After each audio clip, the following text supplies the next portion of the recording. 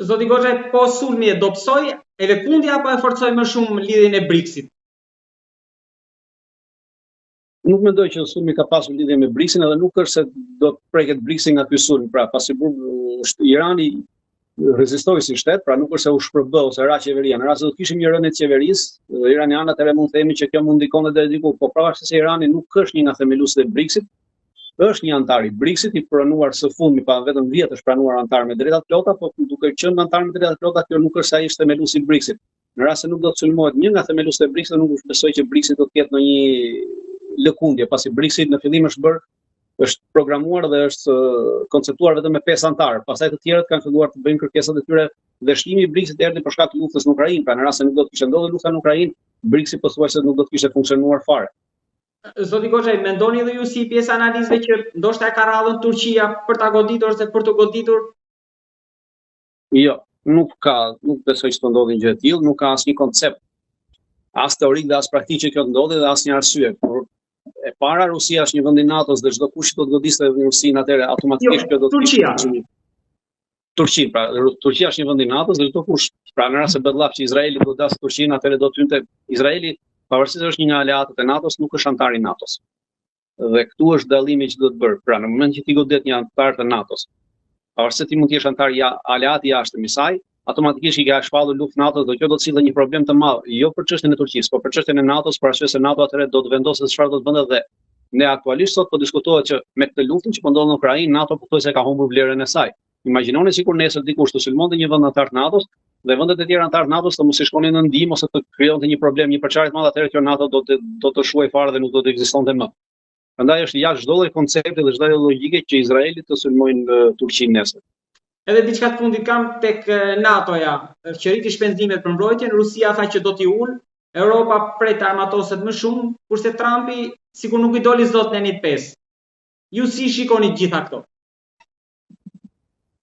Shiko, të mos i ngatarrojmë gjërat. Neni 5 funksionon normalisht, pra.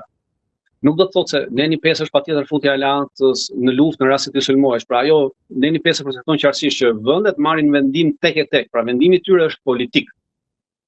Dhe derisa të merret ky mendim politik i vendeve tek e tek, kalojë në parlamentin e çdo vendeve për të ndërhyrë ushtarakisht apo jo, kjo merr një kohë të gjatë. Pasi vendimet politike nuk janë që bëhen tak fak ose bëhen nesër brenda ditës. Dhe një gjë e tillë duhet që para se të arrijë kjo zbatimin e Nenit 5, pra ti duhet të kesh kapacitetet tua që të rezistosh për një farë kohe, të paktën disa javore, derisa vendet e ndryshme të NATO-s të miratojnë ndërhyrjen e Nenit 5. Po duhet kemi gjë parasysh që ato që të jetë ky Nenit 5 do një miratim unanim, pra edhe pasi miratohet nga të gjitha vendet e parlamenteve, sërish do një votim unanim në NATO, e cila mund të jetë e vështirë për të arritur nesër, duke parasysh se cili nga vendet do të sulmohet. Pra në rast se kemi si shtatë të Turqinë, atëherë do të ishte e vështirë që ky Nenit 5 të funksiononte plotësisht. Pra sërish nuk do të funksiononte, atëherë do të funksiononte lidhjet dypalçe që shtetet kanë me njëra tjetrën në kuadrat e NATO-s dhe këtu do të kishim një ndarje totale.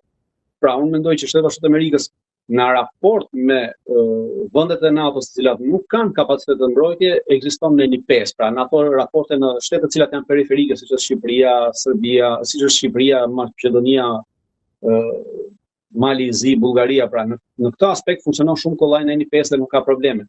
Kurse në vendet të tjera për të cilat mund të kenë konflikte interesi të ndryshme, atëherë ky Nenit 5, pra në rastin e Turqisë, normalisht Amerika do të ndodhe në një konflikt interesi ndërmjet Izraelit dhe Turqisë. Dhe atëherë ky Nenit 5 do të zvarritet derisa palët ta mbyllin vetë konfliktin. Kurse në ato vende në të cilat nuk ka konflikt interesi direkt, pra interesi është i Shtetit Bashkuar të Amerikës dhe askush nuk mund të hyjë në këtë interes dhe nuk ka konflikt tjetër, ky Nenit 5 do të funksiononte në mënyrë perfekte. Prandaj them që duhet parë në disa aspekte Nenit 5, jo vetëm në një aspekt të përgjithshëm se si funksionon, se si mund të ndodhi. Kurse për sa i përket sasisë parave të cilat ato, unë mendoj që Evropa po bën një lojë interesante në këtë rritje të kësaj kapaciteteve ushtarake, për arsye se i ka caktuar këto për 10 vjet. Ndërkohë që pas 3 viteve Trumpi nuk do të jetë më president dhe kjo nuk do të thotë që kjo shifër do të arrihet me patjetër, pasi është e pamundur që vendet evropiane, pjesa më e madhe e tyre, pothuajse 90% e tyre nuk e arrin dot të shifër, përfshirë neve, pra as për 5 vjet as për 10 vjet. Zoti Goxha, faleminderit shumë. Faleminderit. Dritan Rrofsh.